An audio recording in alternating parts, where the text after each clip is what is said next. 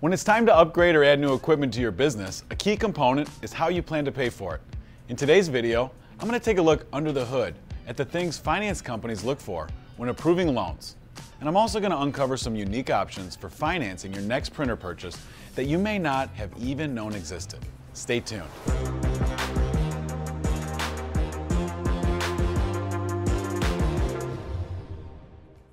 Okay, you're ready to buy that next piece of equipment.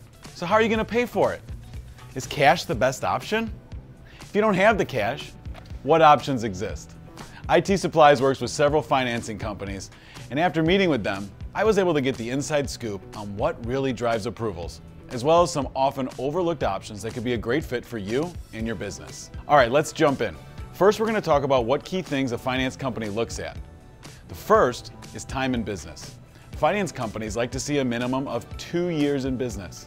This isn't to say you can't get approved, but not having this can result in higher interest rates and shorter terms, meaning you may only have a 3-year finance option versus a 5-year option, which would result in a higher monthly payment. Credit reports. Credit reports are another key factor when determining if your application gets approved or not. Now, this is more than just your credit score. A credit report gives a lot of information. For example, someone could have a 780 FICO score, but also have $100,000 in credit card debt. The credit report gives the finance company a more rounded picture of your current situation. So remember, they're trying to reduce their risk, and lower risk for them means a more favorable rate for you. Some other things to note with credit reports, especially with business credit reports, is this. Finance companies look at credit cards, real estate, current debt obligations, as well as past equipment purchases. Depending on the size of the purchase, they'll also look at your current and average bank balance, deposit history, and income sources. So after reviewing your time in business, your credit reports, finance companies are typically ready to make a decision on approving a loan. This isn't always black and white though. When their findings aren't exactly what they want, they can take a few extra steps to dig deeper to see if there's a way to get the deal approved. Remember, the finance company wants to loan you money, so it's in their best interest to find a way to offer you an approval. All right, so let's assume you pass their test and the loan is approved. Well, that's the first step. Once you get approved, you have to decide how to structure your financing. So here's the second part of the video, the often overlooked options. A lot of you know about standard financing. This option takes the amount you're financing, the length of the term, and it applies an interest rate to it.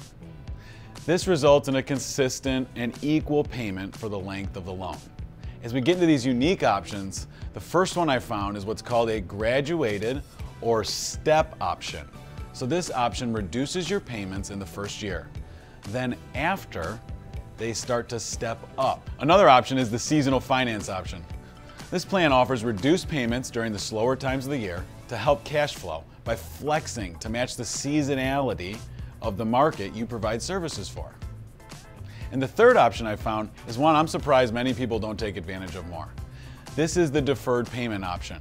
Like its name, this option allows you to defer your first payment 60, 90, sometimes 120 days.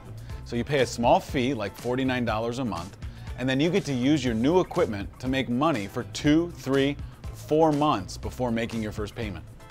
Think about this. What if you could use your printer for 3 months without making a payment?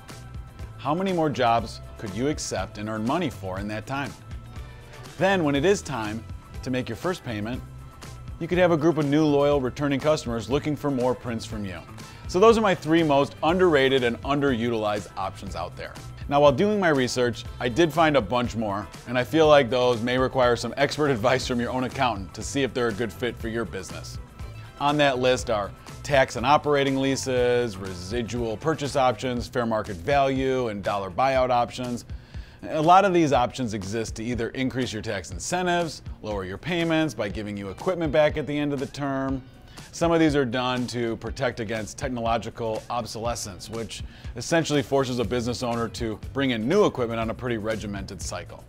Of course, we covered a lot, but I hope this video has demonstrated there are a lot of options out there for how to structure your next equipment purchase. I also hope this video has given you some new insights on how to increase your chances of getting approved. In the end, we've seen customers choose financing for 3 main reasons. First, it improves cash flow. Second, it's fast and easy. And third, it offers some increased tax incentives. As always, like, comment, subscribe, or even better, give us a call and watch as a company in today's day and age picks up the actual phone, gets to know you, and have a conversation. Pretty wild, right? Try it. I dare you.